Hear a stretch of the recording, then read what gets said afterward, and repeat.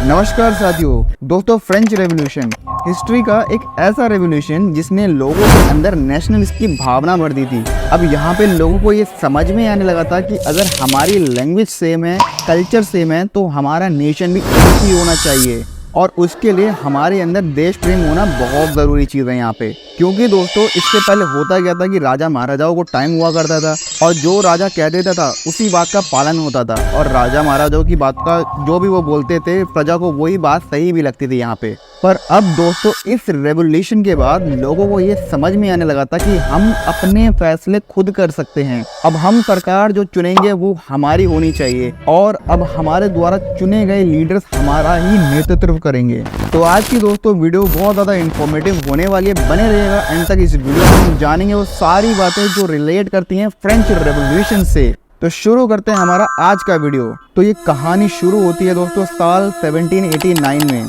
मतलब कि 18th century के आते आते फ्रांस पूरे यूरोप का सबसे ज़्यादा इम्पोर्टेंट कंट्री बन चुका था यहाँ पे। अब उस ज़माने में दोस्तों फ्रांस में किंग लुइस 16 नाम के राजा का शासन हुआ करता था और फ्रांस में किंग लुइस, उसकी बीवी और उसके पेरेंट्स बहुत ज़्यादा बदनाम थे लोगों के बीच में। अब इसके पीछे जो दोस्तों रीज़न था ना, वो ये था कि लोगों को कहना था यहाँ पे कि ये लोग खुद पे इतना खर्चा करते हैं और खुद इतनी मज़ेदार लाइफ बिताते हैं, पर गरीब आदमी के लिए इनके पास ना ही इनके पास टाइम है कि गरीब आदमी के लिए कुछ सोच लें या अपने लोगों के लिए कुछ यहाँ पर सोच लें। अब हम दोस्तों यहाँ पे फ्रांस को 3 कैटेगरी के अंदर डिवाइड कर देते हैं और देखते हैं कि ये 3 कैटेगरी आखिर थी क्या। क्योंकि दोस्तों उस ज़माने में फ्रांस 3 कैटेगरी में डिवाइड था, जिसमें से सबसे पहली जो कैटेगरी थी वो क्लर्जी, सेकंड जो थी नोबिलिटी और जो थर्ड यहाँ पर हमारी थी वो थी कॉमनर्स। जानते हैं इनको डिटेल में कि आखिर क्लर्जी, नोबिलिटी और कॉमनर्स में क्या डिफरेंस था। तो सबसे पहले बात करते हैं यहाँ पे क्लर्जी कैटेगरी की। यहाँ पर दोस्तों इसके अंदर जितने भी धार्मिक लोग हुआ करते थे वो इसके अंदर कैटेगरी में आया करते थे। इसके बाद जो कैटेगरी होती थी नोबिलिटी की, उसमें जितने भी रिच पीपल्स हुआ करते थे वो इस कैटेगरी के अंदर आया करते थे। थर्ड कैटेगरी जो हमारी हो गई कॉमनर्स की, जिसमें सारे ग्रामीण वर्ग के लोग, किसान हो गया, मजदूर हो गया, वो सारे इस कैटेगरी के अंदर हमारे आते थे। अब प्रॉब्लम दोस्तों यहाँ पर ये थी कि जो सारा ये डिवीज़न था ना फ्रांस के अंदर, तो दोस्तों ये डिज़ाइन ही इस तरीके से करा गया था कि जो टैक्स होगा ना यहाँ पे वो सिर्फ यहाँ पे थर्ड कैटेगरी के लोग देंगे। यानी कि जो थर्ड कैटेगरी हमारी कॉमनर्स की है, किसान हो गया, ग्रामीण वर्ग के लोग हो गए, यहाँ पे सिर्फ टैक्स वो ही देंगे। फर्स्ट और सेकंड कैटेगरी के लोग यहाँ पर कोई टैक्स नहीं भरना है। पर यहाँ दोस्तों जो थर्ड कैटेगरी के लोग हुआ करते थे, समय के साथ उनमें गुस्सा इतना बढ़ता चला गया। अब यहाँ पे फ्रांस में इकोनॉमिकली प्रॉब्लम्स शुरू होने लगी थी। अब यहाँ पे ये जो इकोनॉमिकली प्रॉब्लम्स थी ये ज़्यादा बढ़ने लगी थी और इसके पीछे रीज़न ये था कि जो फ्रांस था वो डायरेक्ट सपोर्ट कर रहा था अमेरिका को। अब अमेरिका को सपोर्ट इसलिए कर रहा था क्योंकि उस ज़माने में अमेरिका के अंदर ब्रिटिशर्स का रूल हुआ करता था और ब्रिटिशर्स से फ्रांस के जो लोग थे वो बिल्कुल नफरत करते थे। यहाँ दोस्तों फ्रांस को ब्रिटिशर्स से नफरत इतनी ज़्यादा थी ना कि वो अमेरिकन रेवोल्यूशन को खुलेआम सपोर्ट कर रहे थे, जिससे अमेरिका से ब्रिटिशर्स बिल्कुल नस्तो नाबूद हो जाए, बिल्कुल ख़त्म हो जाए यहाँ पे। अब इसका खामियाजा दोस्तों यहाँ पर ये हुआ कि फ्रांस की हालत इकोनॉमिकली इतनी बदतर होती जा रही थी कि फ्रांस बिल्कुल बैंकरप्ट हो चला था। साल 1788 में फ्रांस में दोस्तों बहुत बड़ा अकाल पड़ जाता है। सारे खेत सूख गए, थोड़ी बहुत जो कमाई होती थी अब वो भी बंद हो गई और लोगों को टैक्स भी देना पड़ता था ऊपर से। अब यहाँ कमाई तो हो नहीं रही थी और ना ही कोई साधन बचा था, ऊपर से टैक्स देना एक बड़ा झंझट का काम बन गया था। इसके चलते पूरे फ्रांस में जगह जगह अब दंगे होने लगे। वहीं दूसरी तरफ किंग लुइस बुरी तरह घबरा गया और राजा ने तुरंत अपना जो फाइनेंस मिनिस्टर होता है वो चेंज कर दिया यहाँ पे। अब फ्रांस में जो नया फाइनेंस मिनिस्टर आया था उसका यहाँ पे नाम था जैकिस नेकर।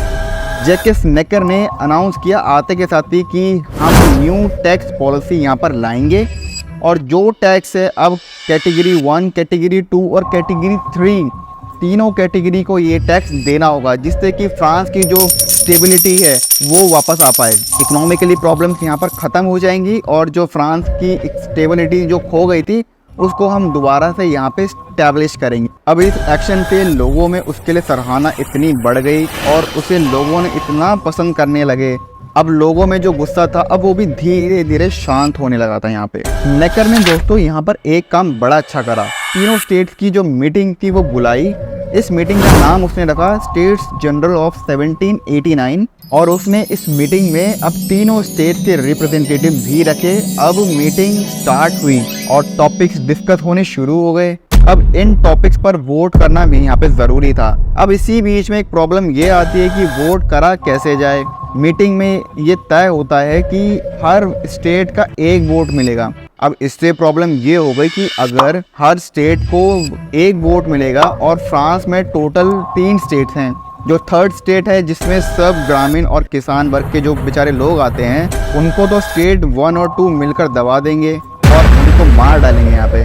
ऐसे में अब दोस्तों थर्ड स्टेट ने वार्निंग दे दी स्टेट 1 और स्टेट 2 को कि आप दोनों अपना मिलकर जो भी करना चाहते हैं करिए। अब हम यहाँ पर अपना खुद का कॉन्स्टिट्यूशन बनाएंगे और थर्ड स्टेट ने अपना ही एक अलग से ग्रुप यहाँ पर बना लिया जा करके, जिसका नाम उन्होंने रखा नेशनल असेंबली। अब ऐसा करना भी दोस्तों यहाँ पर इसलिए ज़्यादा ज़रूरी था कि स्टेट 1 और 2 में सिर्फ 2% लोग आया करते थे फ्रांस के, और वहीं पे थर्ड स्टेट जो हमारा था उसमें 98% लोग आया करते थे फ्रांस के। यानी कि जो 2% की आबादी थी वो मिलकर 98% की आबादी को दबाकर रखना चाहती थी यहाँ पे। इस दौरान किंग लुइस 16 जो होते हैं वो थर्ड स्टेट की मेंबर ऑफ पैलेस के अंदर एंट्री को मना कर देते हैं, बैन लगा देते हैं यहाँ पे। और इससे लोगों में गुस्सा इतना ज़्यादा भड़क जाता है और वो समझ जाते हैं कि ये क्लर्जी और नोबिलिटी इनको हमेशा दबा कर रखना चाहते हैं, और अगर हम अभी भी कुछ नहीं करते हैं तो जो नए टैक्स आएंगे उनके तले हम यहाँ पर दबाकर रख दिए जाएंगे। अब इसके रिजल्ट यहाँ पर ये निकलते हैं कि थर्ड कैटेगरी के जो लोग होते हैं वो 1789 जून में पैलेस ऑफ व्यवसाय के पास जमा होते हैं जाके, और वहाँ सब मिलकर कसम खाते हैं कि वो सब पीछे नहीं हटेंगे जब तक फ्रांस को एक नया कॉन्स्टिट्यूशन नहीं दे देंगे। अब इस डिस्कशन को दोस्तों एक हफ्ता भी गुजरता नहीं है कि मेजॉरिटी ऑफ इलेक्टेड डिप्यूटीज इसे ज्वाइन कर लेते हैं और साथ ही 47 लिबरल्स भी इसे ज्वाइन कर लेते हैं आके। अब दोस्तों यहाँ पे कैपिटल ऑफ पेरिस में डर का और वायलेंस का माहौल बनना शुरू हो जाता है और मिलिट्री की तरफ से लोगों में भी अवेयरनेस यहाँ पे डाल दी जाती है कि अपना जो भी है अपना अलर्ट रहे यहाँ पे। अब इसी बीच दोस्तों 14 जुलाई के दिन कुछ लोग यहाँ पर जमा होते हैं और बेस्टिल नाम के फोर्ट्स पर हमला कर देते हैं। इन लोगों का मकसद था कि जो भी गन पावर और वेपन्स हैं उसको सीज करवा दिया जाए। कई लोग इसको फ्रेंच रेवोल्यूशन का पहला स्टेप भी कहते हैं यहाँ पे, और इसी को नेशनल हॉलीडे के जैसे उस फ्रांस की कंट्री में आज मनाते भी हैं। तो अब दोस्तों कहानी में ट्विस्ट ये आने लगा कि जो टैक्स कलेक्टर्स हुआ करते थे, जो लोगों से टैक्स लेने आया करते थे थर्ड कैटेगरी के लोगों को, अब टैक्स कलेक्टर को लोग जूते मारकर डंडे मारकर यहाँ पे भगाने लगते हैं। अब कई नोबल्स और जो रिच पीपल्स हुआ करते थे वो देश को छोड़कर यहाँ पर भागने लगे बाकी यूरोपियन कंट्री में। अब यहाँ पर बारी आती है 9 जुलाई 1789 की। इस दिन नेशनल कॉन्स्टिट्यूशन असेंबली बनती है। अब इस असेंबली ने 26 अगस्त 1789 को declaration of rights man and women the citizen, ये जो डॉक्यूमेंट था इसको अडॉप्ट करा। इसे आप first draft of French revolution भी बोल सकते हैं, जिसका मतलब यहाँ पर होता है कि ये पहली कोशिश थी कॉन्स्टिट्यूशन यहाँ पर बनाने की। ये एक छोटा सा डॉक्यूमेंट हुआ करता था जिसमें 17 अलग अलग आर्टिकल थे, और इस डॉक्यूमेंट का जो कोड था वो ये था कि हम फ्रांस के अंदर रेवोल्यूशन होने के बाद लिबर्टी, इक्वालिटी, फर्टिलिटी लेकर के आने वाले हैं। अब जब ये खबर राजा को पता लगी कि ये एक डॉक्यूमेंट तैयार हुआ है लोगों की तरफ से, तो उसने इस डॉक्यूमेंट पर साइन करने से ही मना कर दिया। लेकिन ये क्रांति अब बिल्कुल रुकने वाली नहीं थी यहाँ पे कोई, और ना ही इसको कोई रोकने वाला था कोई। और फिर एक सुबह 5 अक्टूबर 1789 के दिन हज़ारों की संख्या में औरतें इकट्ठी होती हैं पेरिस की एक मार्केट में, और ये तय करती हैं देश में सुधार तो अब लाना ही पड़ेगा।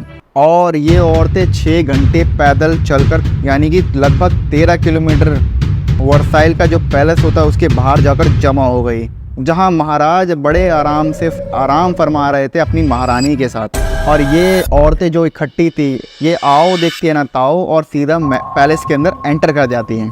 और महाराज की आंखें इतनी औरतों को देखकर बाहर गिर जाती है कि इतनी सारी औरतें एक डॉक्यूमेंट साइन करवाने आई हैं, अब तो भैया साइन करने ही पड़ेंगे यहाँ पे। लेकिन दोस्तों ये कहानी यहाँ पर भी कोई ख़त्म नहीं होती है, क्योंकि इस मूवमेंट के बाद भी वुमेन्स को कोई राइट नहीं मिले थे फ्रांस के अंदर इक्वालिटी के। तो फ्रांस की जो वुमेन्स होती हैं वो नेशनल असेंबली के अंदर अपनी बात रखती हैं डिमांड ऑफ इक्वल राइट्स की।